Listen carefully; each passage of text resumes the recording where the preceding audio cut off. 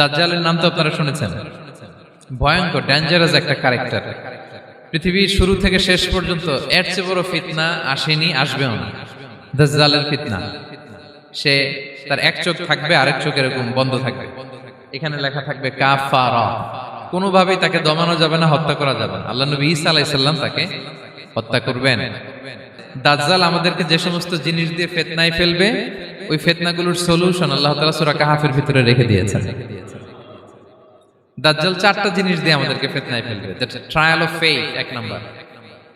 ঈমানের পরীক্ষায় সে আমাদেরকে ফেলবে, আমাদের বিশ্বাস নিয়ে ছিনিমিনি খেলবে সে। এটার সলিউশন আছে সূরা কাহফ, আমি বলবো আস্তে আস্তে।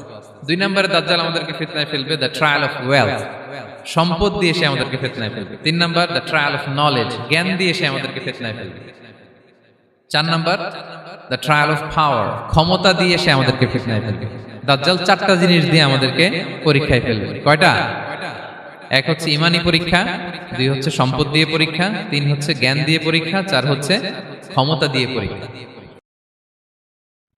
সে ঈমানের পরীক্ষায় আমাদেরকে ফেলবে। সে এসে বলবে আমি তোমার রব, এবং এটা প্রমাণ করার জন্য যা যা দরকার আল্লাহ তাআলা তাকে সব দিবেন। সে সব করতে পারবে। সে বলবে আমি তোমার রব। যদি বিশ্বাস না হয়, তোমার বাবাকে যদি জীবিত করে বিশ্বাস করবে? অনেকে বলবে হ্যাঁ আমার আব্বাকে জীবিত করে দেখান। তো তার বাবাকে ঠিকই সে জীবিত করে ফেলবে। আসলে শয়তান তার বাবার সূরত নিয়ে সামনে দাঁড়াবে। আরে তাই তো, এটাই তো আমার বাবা, এটাই তো আমার দাদা। মানুষ ফিতনায় পড়ে যাবে, ঈমানের ফিতনায়। সে ভাববে আসলে এটাই বোধহয় আমার রব। এবং তাকে এত ক্ষমতা দেয়া হবে, তার ডান দিকে থাকবে জান্নাত, বাঁ দিকে জাহান্নাম। তার কাছে আল্লাহ এটা দিবে। যে তার কথা শুনবে তাকে সে জান্নাতে ঢুকাবে, কিন্তু জান্নাতে ঢুকে সে জাহান্নামের শাস্তি ভোগ করবে। এটা তার বাইরের মানুষ বুঝবে না, অ্যাপারেন্টলি এটা জান্নাত। আর যে তাকে মানবে না তাকে সে জাহান্নামে ফেলবে, কিন্তু জাহান্নামে ঢুকলেও সে জান্নাতের নাজ নেয়ামত ভোগ করবে। তাহলে এই যে ঈমানের ফিতনায় সে ফেলে দিবে আমাদেরকে। তো ঈমান কি করে বাঁচাবো, এটার সলিউশন আমি শোনাবো আপনাদের।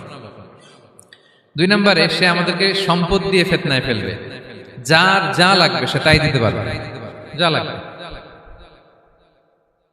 সে যদি আকাশকে বলে আকাশ বৃষ্টি দাও, যাকে তারা মানবে ওই এলাকায় বৃষ্টি হবে, সুজলা সুফলা শস্য শ্যামলা হবে সে সমস্ত এলাকা, ফল মূলে ভর্তি হবে, বরকত আর বরকত।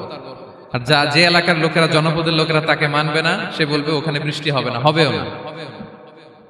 ওখানে খরা, দুর্ভিক্ষ, মাটি ফেটে চলছে, মানুষ না খেয়ে মরবে, মহামারী, দুর্ভিক্ষ দেখা দেবে। তখন বিশ্ববাসী মনে করবে এটাই বোধহয় আমাদের রব।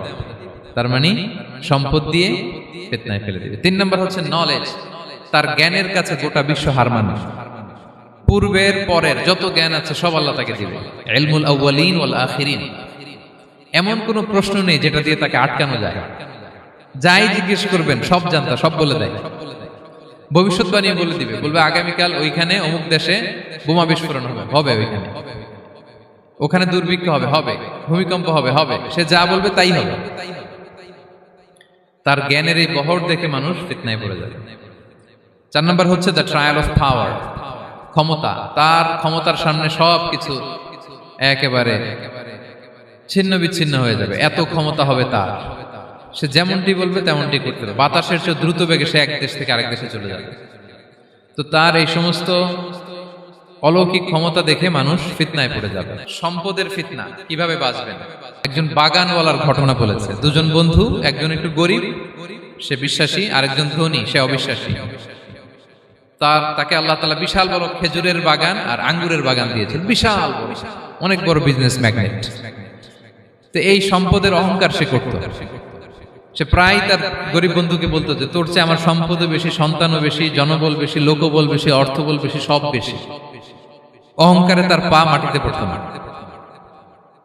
আর সে আখিরাতে অবিশ্বাস করত, এবং সে বলতো যে এই সম্পদ আমারে বাঁচাবে, চিরকাল আমাকে স্মরণীয় করে রাখবে, এই সম্পদ কোনোদিন যাবে না। অনেক বড় বড় ধনীরা আছে, তারা এরকম মনে করে যে আমি এত বড় সিআইপি, হ্যাঁ, আমি এত বড় বিজনেস ম্যাগনেট, এই দিন বোধহয় আর চেঞ্জ হতে পারে না, আমার আজীবনই বোধহয় এত পাওয়ার থাকবে, এত সম্পদ থাকবে। এটা ভুল ধারণা। এটা কি ভুল ধারণা? এই যে তুরস্কে দুর্ভিক্ষ হইল না, আপনারা দেখছেন না যে অনেক সম্পদের মালিক বাড়ি ঘর ভেঙে